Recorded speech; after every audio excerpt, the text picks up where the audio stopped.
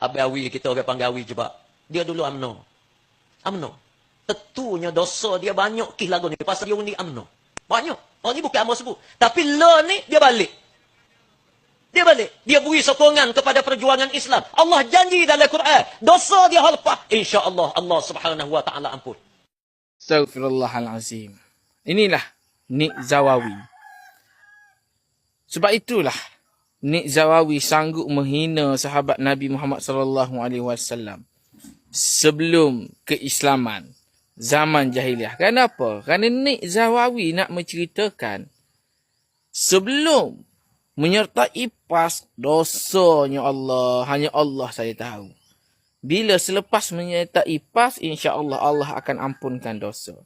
Jadi dia nak buat persamaan sahabat Nabi dengan sahabat-sahabat dia. Anwar Musa Mahathir, Awi, Kuba, berapa tadi tu.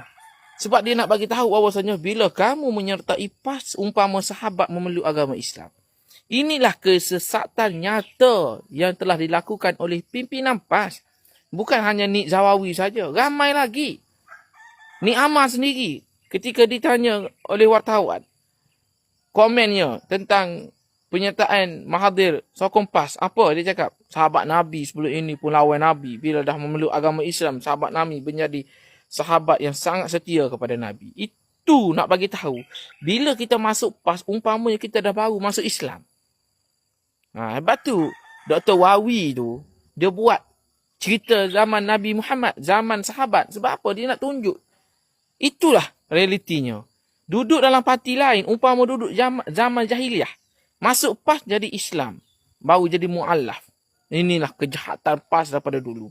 Saya dituduh dan dihina oleh penyokong-penyokong PAS. Kononnya saya menghina ulama. Ulama apa? Ulama PAS.